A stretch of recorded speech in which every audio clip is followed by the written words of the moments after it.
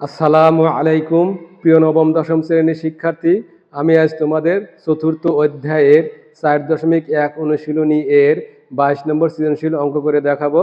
আমার পাঠটি যদি মনোযোগ সহকারে দেখো, আশা করি ভালোভাবে অঙ্কটি বুঝতে পারবে।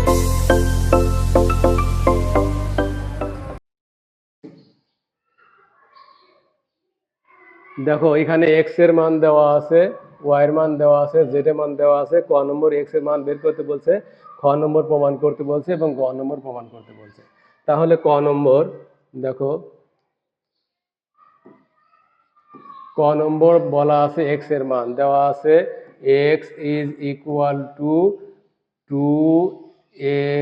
Inverse plus 3b inverse whole to the power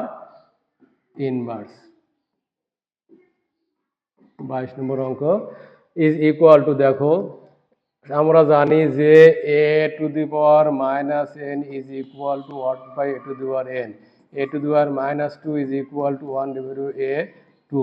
R A to the power minus 1 is equal to 1 divide by A to the power 1 হয়, কিন্তু আসলে 1 লিখতে হয় না। তাহলে লেখা এটা 2 আর এ ইনভার্স কিন্তু গুণ আকারে আছে। তাহলে এই ইনভার্স কিন্তু শুধু এ এর উপর আছে। অনেক তোমরা কিন্তু ভুল করে মনে করো যে 2a ইনভার্স আছে, অর্থাৎ 2a ইনভার্সকে তোমরা মাঝে মাঝে 1 ডিভাইড 2a লিখে ফেলো, কিন্তু আসলে কিন্তু এটা সঠিক নয়। কেন সঠিক নয়? এটা 2 ইনটু আকারে আছে এ ইনভার্সের সাথে, যেহেতু 2 আলাদা, এই জন্য 2 তোমার 2 থাকবে। 2 ইনটু এ ইনভার্স মানে হলো 1 ডিভাইডেড বাই এ, প্লাস 3 থাকবে, আর বি ইনভার্স মানে হলো 1 divided by B whole to the power inverse is equal to, তাহলে 2 হককে 2 ডিভাইডেড বাই এ প্লাস 3 হককে 3 divided by B whole to the power inverse is equal to, দেখো এখানে যদি A B লসাগু করো, এ বি, তাহলে এ বি কে এ দ্বারা ভাগ করলে বি হয় 2b প্লাস এ বি কে বি দ্বারা ভাগ করলে এ থাকে, তাহলে 3a whole to the power inverse. আর ইনভার্স থাকলে তুমি একবারে ডিরেক্টলি লিখতে পারো যে A B divided by 2b plus 3a, এটা লিখলে আনসার হবে। আবার যদি মনে করো না উল্টা দেবো, তাহলে তখন তোমার লিখতে হবে যে 1 divided by 2b plus 3a divided by ab। তখন গুণ দিয়ে উল্টে গেলে কিন্তু তোমার এটি আছে, অর্থাৎ 1 গুণ এই এ বি উপরে যাচ্ছে আর 2b প্লাস 3a নিচে আসছে, অর্থাৎ লেখা যায় A B divide by 2b plus 3a। আর একবার লিখলে তুমি একটু সঠিক করতে পারলে। আশা করি বুঝতে পেরেছো। এখন দেখো খ নম্বর। খ নম্বর দেখাও যে ওয়াই প্লাস স্কোয়ার রুট 81 রুটের উপর 4 আছে ইজ ইকুয়াল টু 4। তাহলে ওয়াই এর মান আগে বের করে নেব। খ নম্বর, ওয়াই ইজ ইকুয়াল টু, দেখো ওয়াই দেওয়া আছে square root X to the power P divided by X to the power Q, আর রুটের এখানে আছে হলো পি কিউ, গুণ X to the power Q divide by X to the power R, এখানে হলো Q R, into X to the power R divided by X to the power P whole to the power R P is equal to, এখন দেখো root যদি X থাকে তাহলে লেখা যায় X to the power half, root যদি X থাকে, এখানে যদি এ থাকে তাহলে লেখা যায় X to the power 1 divided by A. তাহলে এইভাবে এখানে দেখো X to the power P divided by X to the power Q whole to the power 1 divided by P Q into, দেখো তাহলে X to the power Q divided by X to the power R whole to the power 1 divided by Q R, into একইভাবে X to the power R divided by X to the power P whole to the power 1 divide by R P is equal to,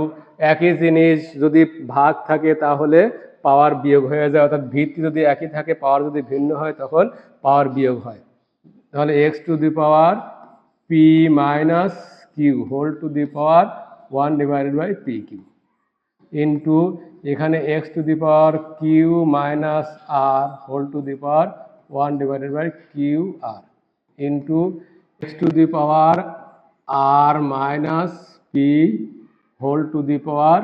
1 divided by R P is equal to, দেখো যদি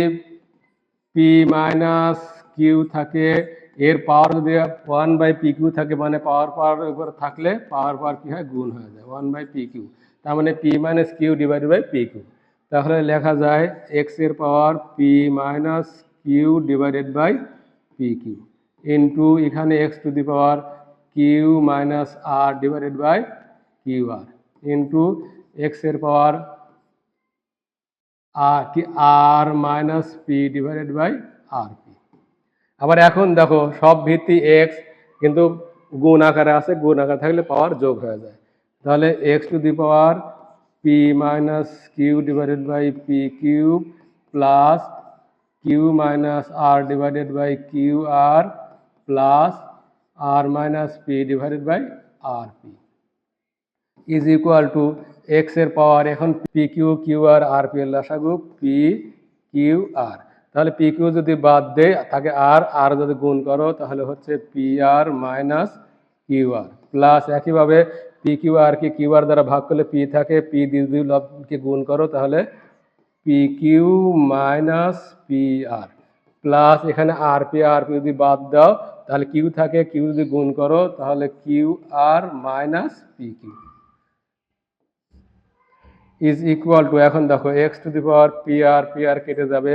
P Q কেটে যাবে, Q কেটে যাবে, অর্থাৎ X to the power 0 divided by P Q R is equal to X to the power 0 ভাগ something is equal to 0, তার মানে X 0 divide P Q R হলো 0 ইজ ইকুয়াল টু, জানো নিশ্চয়ই যে কোনো কিছু পাওয়ার 0 মানে সেটা 1, তাহলে ইজ ইকুয়াল টু 1। এখন প্রমাণ করতে বলছে যে ওয়াই প্লাস স্কোয়ার রুট 81 রুটের পর 4 ইজ ইকুয়াল টু 4। তাহলে এখন লেফট হ্যান্ড সাইড লিখবো, left hand side is equal two, বলছে ওয়াই প্লাস রুট 81 এখানে 4 ইজ ইকুয়াল টু, ওয়াই এর মান বের করছে হলো 1, তাহলে 1 plus 81 whole to the power 1 divided by 4 is equal to 1 plus, এখন দেখো 81কে যদি ভাঙো, 81কে যদি ভাঙো তাহলে 3 দিলে 27, আবার 3 দ্বারা ভাগ করো 3 নং 27, আবার 3 দিলে 3, 1 2 3 4, অর্থাৎ 3 টু দি পাওয়ার 4 তার উপরে পাওয়ার 1/4 ইজ ইকুয়াল টু, দেখো তাহলে পাওয়ার থাকলে পাওয়ার গুণ হয়ে যায়, তাহলে 4 আর 4 1/4 যদি গুণ করো তাহলে 4 কেটে যায়, তাহলে থাকে হলো 3, অর্থাৎ 1 plus 3 is equal two 4 is equal two right hand side, অর্থাৎ 3 পাওয়ার 4 গুণ 1 ডিভাইড বাই 4, এই 4 যদি কেটে দাও তাহলে থাকে 3 পাওয়ার 1 ইজ ইকুয়াল টু 3। আশা করি বুঝতে পেরেছো। আমি এখন তোমাদের গ নম্বর সমাধান করে দেখাবো। দেখো গ নম্বর বলছে যে দেখাও যে ওয়াই ভাগ জেড ইজ ইকুয়াল টু 25, তাহলে জেড এর মান খ হতে প্রাপ্ত ওয়াই ইজ ইকুয়াল টু 1। তাহলে এখন জেড ইজ ইকুয়াল টু দেওয়া আছে হলো 5 to the power m plus 1 divided by 5 to the power m whole to the power m minus 1 ভাগ 25 whole to the power m plus 1 divided by 5 to the power m minus 1 whole to the power m plus 1 is equal to, দেখো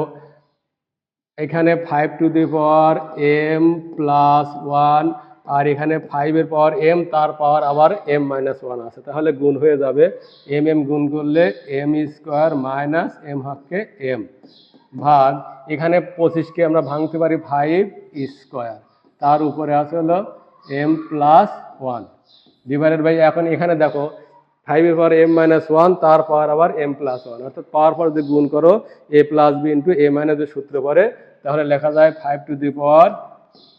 m square minus 1, অর্থাৎ a square minus b square is equal to, এখন দেখো একই জিনিস যদি ভাগাকার থাকে তাহলে পাওয়ার পাওয়ার বিয়োগ হয়, অর্থাৎ 5 to the power m plus 1 minus m square minus minus plus m ভাগ এখানে 5 দেখো 5 এর পাওয়ার এখানে 2 এর সাথে গুণ হয়ে যাবে, তাহলে 2 আর m গুণ করলে 2m প্লাস 2 হচ্ছে 2 divided by 5 to the power m square minus 1 is equal to দেখো 5 এর পাওয়ার এখানে m আর m যোগ করলে 2m প্লাস এখানে 1 মাইনাস m স্কোয়ার ভাগ এখানে দেখো এটাও 5 এটাও 5, তাহলে 5 লিখে পাওয়ার পাওয়ার কি হবে, যেহেতু ভাগ আছে পাওয়ার পাওয়ার তোমার বিয়োগ হবে।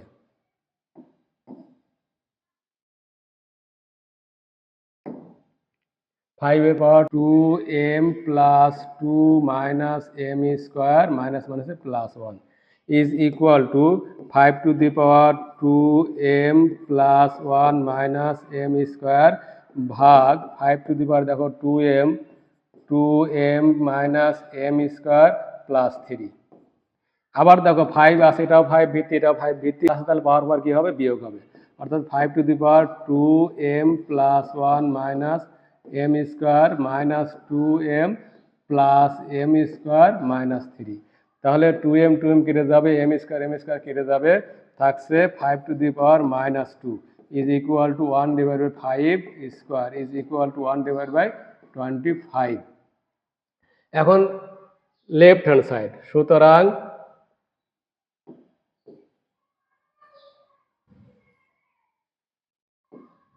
সুতরাং left hand side is equal to y ভাগ z is equal to y এর মান 1 ভাগ z এর মান হলো 1 divide by 25 is equal to 1 গুণ ভাগ থাকলে গুণ হয়ে ভগ্নাংশ উল্টে যায়, অর্থাৎ 25 ডিভাইড 1 কারণ হলো গুণ ভাগের বিপরীত প্রক্রিয়া ইজ ইকুয়াল টু 25 সমান রাইট হ্যান্ড সাইড। আশা করি বুঝতে পেরেছো। আমার পরবর্তী পাঠ দেখার আমন্ত্রণ জানিয়ে এখানে শেষ করছি। আসসালামু আলাইকুম।